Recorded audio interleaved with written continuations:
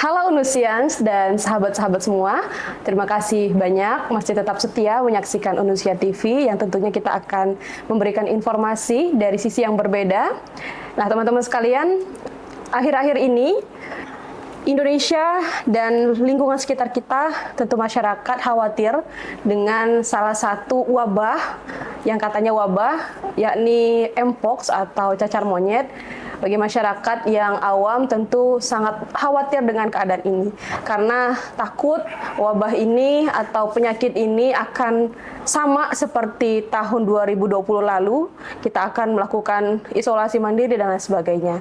Tetapi kita dalam podcast ini akan mengulik bersama tentang sebenarnya kekhawatiran masyarakat itu fakta atau bukan, opini atau semacamnya. Tetapi kita akan mengulik secara tuntas dan kita akan menghadirkan salah seorang epidemiologi dari Universitas Indonesia, ahli wabah dari UI dan juga wakil rektor 4 di Unusia. Selamat datang Pak Syahrizal Syarif. Ya, terima kasih banyak siang, ya. sudah hadir di podcast kami kali ini. Ya, senang sekali bisa ketemu lagi ya.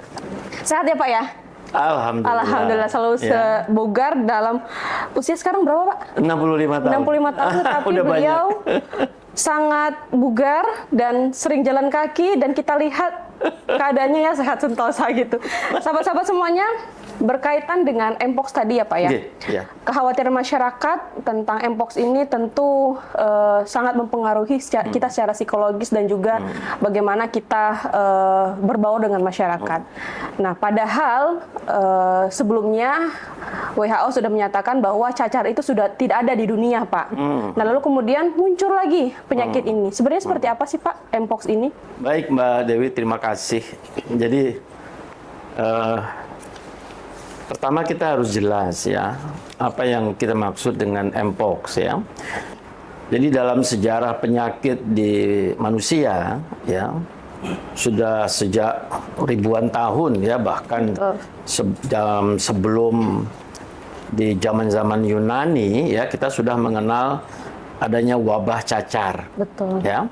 Nah, wabah cacar ini kemudian bisa kita hilangkan dari muka bumi.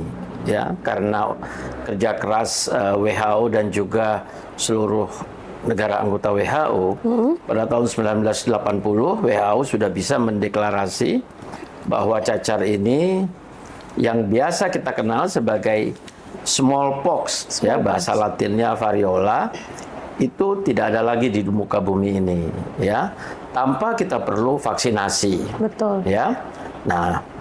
Tetapi apa yang kita kenal saat ini sebagai cacar monyet, ya, WHO sejak September 2023 menganjurkan kita tidak lagi menyebutnya sebagai cacar monyet, tapi kita menyebutnya sebagai Mpox. Ya.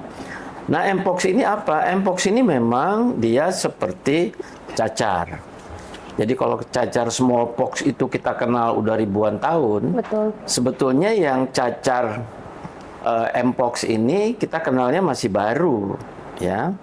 Pertama kali tahun 1958 ya ditemukan cacar jenis ini pada kera. Ya, pada kera yang dikirim dari Singapura ke Denmark. 23 sampai 30% dari kera itu ternyata muncul penyakit di kulitnya dan juga beberapa meninggal ya, itu seperti smallpox. Tapi setelah diteliti lebih jauh, oh ini adalah ponakan lah dari smallpox itu, sehingga para ahli WHO menyebutnya sebagai monkeypox atau cacar monyet pada saat itu.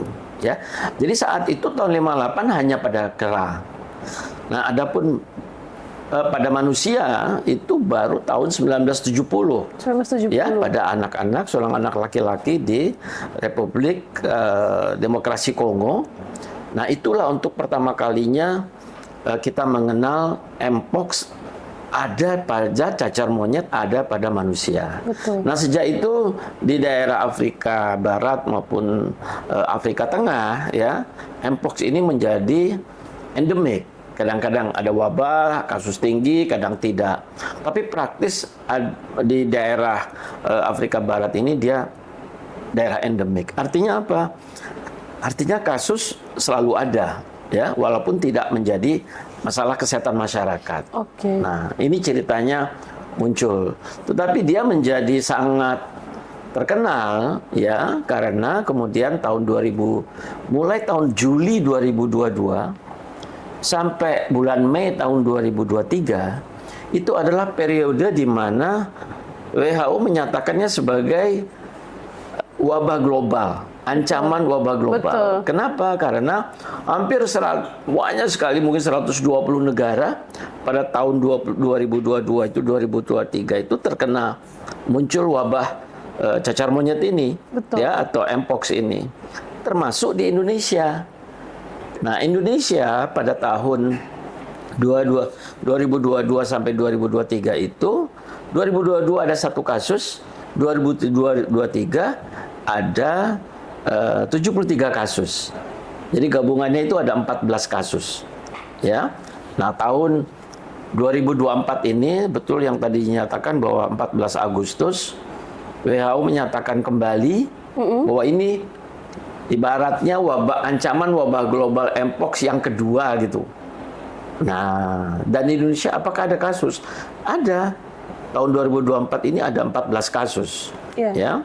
Nah, tapi kasus terakhir adalah pada bulan Juni 2024. Sampai hari ini tidak ada kasus. Ya, kita menggunakan ukuran apakah dalam 28 hari terakhir dari hari ini, beberapa hari yang lalu ada kasus apa tidak? Nah, ternyata kasus kita yang terakhir itu pada bulan Juni yang lalu. Betul. Sekarang sudah bulan September. Betul. Ya, itu artinya apa? Artinya tidak ada penularan mpox di masyarakat Indonesia pada saat ini. Betul. Nah, kalaupun nanti ada kasus, ada kemungkinan itu adalah kasus yang berasal riwayat-riwayat perjalanan dari daerah-daerah endemik, terutama di Afrika. Ya. Baik. Nah, ini pengenalan kita lah apa itu mpox, ya. Tetapi kalau berbicara dari asumsi masyarakat gitu ya Pak, terkait dengan mpox ini, bahwa mpox ini cepat sekali menular dari satu manusia ke manusia lain, baik dari udara maupun memegang alat-alat yang pernah digunakan atau disentuh oleh orang-orang yang menderita mpox. Itu yang ditakutkan oleh masyarakat pada saat ini, khususnya di Indonesia juga. Nah, apakah benar seperti itu, Pak? Iya, begini. Kita harus melihat bahwa mpox ini ya endemik, artinya selalu ada di Afrika Barat dan di Afrika Tengah. Afrika Tengah. Nah, ketika tahun 2022, 2023 negara-negara lain muncul kasus mpox, kita harus membedakannya. Kenapa? Karena yang ada di awal-awal dan ada di Afrika Barat dan Tengah itu adalah mpox dengan jenis clade 1A maupun 1B. Nah, di sebagian ada clade yang 2. Ya, 2B. Clade 2 lah kita sebut begitu. Nah, ketika pada wabah 2022-2023 itu pada wabah global mpox yang pertama, seluruh kasus di luar Afrika itu adalah clade 2. Clade 2. Nah, apakah ada perbedaan antara clade 1 yang di Afrika dengan clade 2 yang di luar Afrika? Ini ada perbedaan yang mendasar. Ya, di clade 1 itu kasus-kasusnya banyak pada anak-anak. 66% kasus pada anak-anak. Betul. Ya, dan pada wanita. Nah, sementara kasus yang di luar Afrika, clade 2, itu kasusnya mostly itu adalah laki-laki. Dan pada kelompok tertentu. Yang di Afrika ini kita sebut penularannya di antara keluarga. Ini yang di Afrika. Yang di luar Afrika tahun 2022-2023 kita menyebutnya sebagai ini adalah penularan yang utamanya melalui kontak seksual. Khususnya di kalangan laki-laki, suka laki-laki, di kalangan biseksual sebagian, dan sedikit pada transgender. Jadi ada perbedaan. ya. Terkait juga dengan penularan. Kenapa di Afrika ada kasus wanita, kenapa ada kasus anak-anak, sementara di luar Afrika tidak? Karena modus penularannya berbeda. Nah, kalau tadi disebut, mungkinkah menular melalui udara, droplet, bersin? Untuk yang clade 1 mungkin.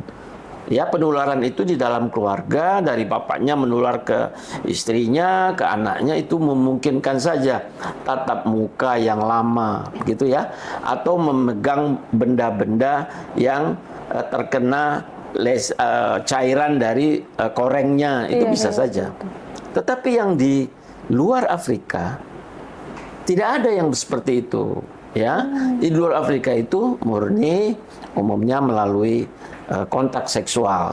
Itu karena ada kontak antara skin to skin namanya, kulit dengan kulit yang erat. Nah, jadi bukan hanya di kalangan lelaki suka seksual, tetapi suka laki-laki. Tetapi kalau dia berganti-ganti pasangannya lebih dari satu, ini juga meningkatkan risiko.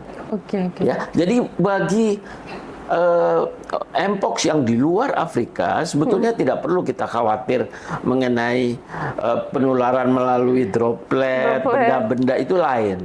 Ya, jadi tidak perlu kita di luar Afrika ini mempunyai kekhawatiran berlebihan karena clade-nya berbeda.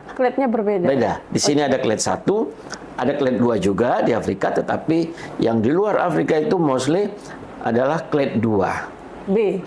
Clade 2, ada 2A, ada 2B. Ya, nah sekarang kita mendengar bahwa ada clade 1 di di Swedia satu kasus, ada di Thailand satu kasus. Barusan kita mendengar ada satu kasus Mpox di Malaysia. Itu pun yang Malaysia adalah clade 2, bukan clade 1.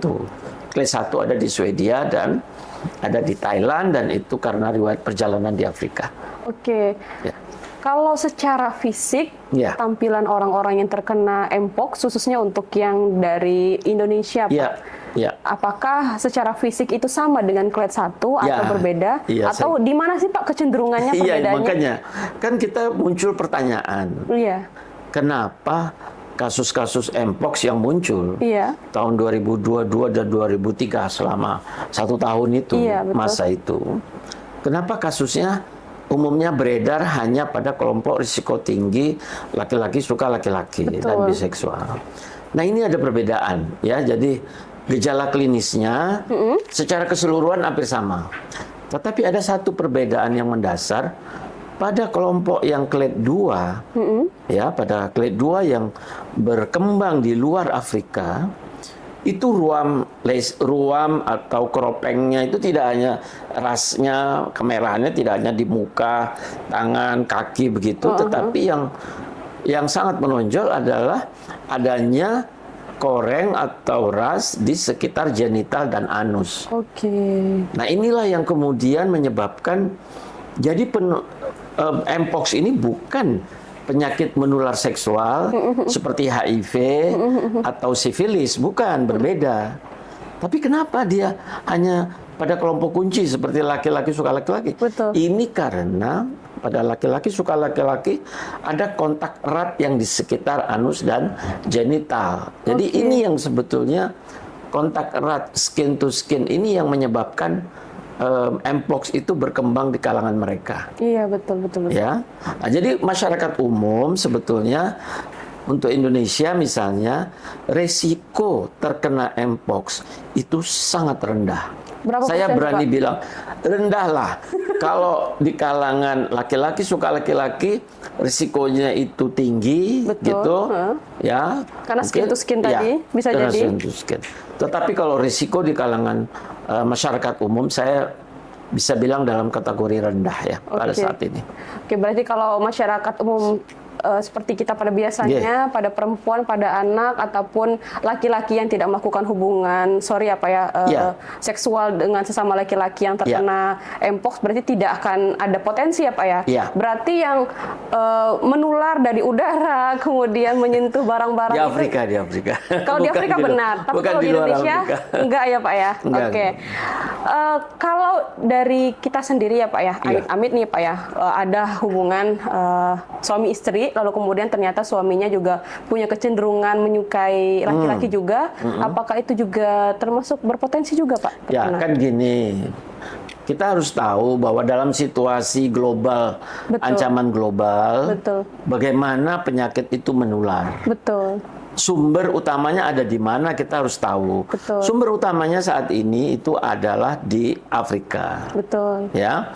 Di Indonesia kasus terakhir bulan Juni. Ya. Sampai hari ini tidak ada kasus.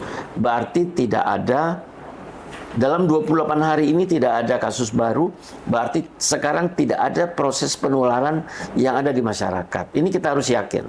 Iya, Pak. Nah, oleh sebab itu kemungkinan kita bisa kena itu kasus namanya kasus impor. Oke. Ya, mereka-mereka yang berasal terutama kalau melakukan perjalanan ke Afrika. Nah, berarti kita harus waspada dengan pintu-pintu masuk, ya, pintu-pintu masuk penerbangan internasional, ya, terutama misalnya di Bali atau di Batam, ya, termasuk Jakarta. Nah, ini kita kantor kesehatan pelabuhannya harus bisa berupaya lah, ya, mendeteksi. Walaupun secara epidemiologi tidak mudah. Karena apa? Masa inkubasi penyakit ini kan 3-14 hari. Nah, sementara orang perjalanan dari Afrika ke sini pun itu paling bisa ya taruhlah 30 jam begitu, ya. 30 jam baru 1,5 hari. Betul. Nah, berarti dia mungkin panasnya, demamnya belum muncul, Betul. apalagi rasnya belum muncul. Betul, ya. betul. Nah, tetapi tetap kita harus. Jadi kalau ada kemungkinan, itu adalah kemungkinan dari luar dulu. Penyakit impor tadi. Iya, penyakit melakukan impor. perjalanan Selalu di begitu. Afrika. Ya, ada kasus impor, lalu nanti ada kasus klaster. Kalau dia bergaul sesama mereka, akan menular menjadi kasus klaster. Baik. Tapi di masyarakat masih nggak usah terlalu khawatir lah. Iya, kalau untuk masyarakat sendiri, Pak, Iya. cara untuk mencegah penyakit ini gimana, Pak? Dan juga cara untuk mendeteksi ketika mereka terkena Mpox, Pak. Oke, jadi tentu kita tidak berharap ya clade 1 masuk ke Indonesia. Itu kita tidak berharap. Iya, sangat tidak berharap, Pak. Ya, karena kalau berbahaya. clade 1 itu kan dia gampang menular. Betul. Bahkan yang 1B itu angka kematiannya bisa dari 100 yang kena itu bisa 6, bahkan sampai 10 bisa meninggal. Untuk yang 1B, ya. Nah, oleh sebab itu kita tidak berharap itu masuk ke Indonesia. Sangat tidak berharap. Yang sudah pernah ada di Indonesia itu adalah yang clade 2. Clade 2. Nah, clade 2 ini kalau dari 100 orang yang tertular, angka kematiannya di bawah 1, 0,16, artinya kecil sekali. Dari ada ibaratnya itu 1.000 kasus, nanti yang meninggal cuma 1. Oke, kalau kabarnya di Indonesia. Iya, kalau untuk clade 2. Clade 2. Clade 2, ya. Jadi kita ini sebetulnya saat ini langkah pemerintah yang penting untuk melakukan upaya deteksi di kantor kesehatan pelabuhan. Nah, tentu saja tenaga kesehatan kita di seluruh Indonesia harus belajar, ya, harus bisa mendeteksi kemungkinan adanya istilahnya suspek. Suspek itu gejala-gejala klinisnya seperti demam, ruam itu, tetapi tentu harus ada riwayat perjalanan dari daerah yang tertular. Nah, dalam hal ini adalah sementara ini negara-negara di Afrika Barat dan Afrika Tengah, ya. Betul, betul. Gitu. Nah, kalau yang tadi di Thailand, apakah udah sembuh, Pak? Maksudnya ini kan Thailand masuk daerah ASEAN, ya, kan, Pak? Thailand kan clade 1. Saya yakin udah sembuh, ya. Baik. Nah, penyakit ini harus ditahu, ya. Mpox ini adalah termasuk penyakit yang sembuh sendiri. Oke. Sebagian besar kasusnya itu ringan aja. Sebagian kecil saja yang nanti memerlukan perawatan. Dan kecil sekali kalau clade 2 itu kecil sekali kemungkinan meninggal itu. Buktinya apa?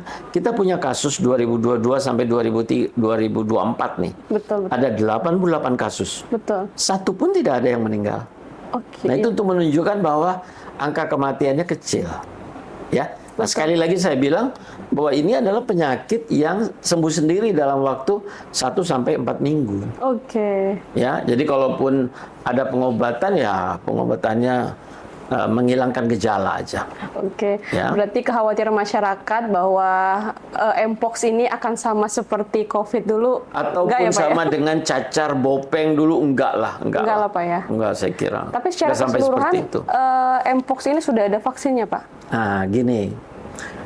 Mpox ini kan keluarga dekat dari smallpox. Smallpox. Walaupun dia jauh penularannya tidak begitu tinggi dan juga angka kematiannya rendah. Beda dengan smallpox yang sudah hilang itu, ya. Pada tahun 1980. 80. Sudah sejak 80 tidak ada lagi. Sudah tidak ada. Dan kita juga tidak ada vaksinasi itu. Nah, vaksinasi untuk smallpox itu umumnya dibuat dari namanya virus vaccinia. Ini juga keluarga dari yang dilemahkan, ya. Oke. Virus yang dilemahkan dari vaccinia.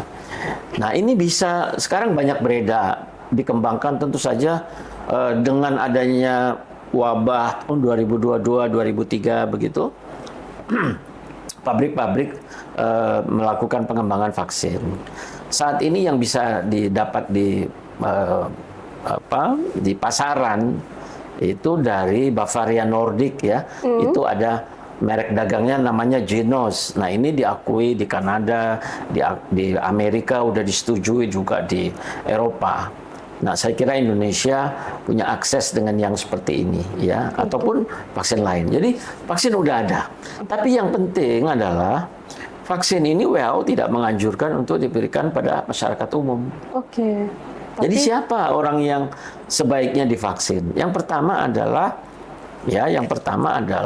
tenaga kesehatan yang merawat pasien Mpox. Oke. Nah, itu sebaiknya mendapat vaksinasi. Jadi dia 2 dosis dengan jarak 28 hari. Oke. Suntik hari ini 28 hari, suntik dosis kedua. 2 kali aja.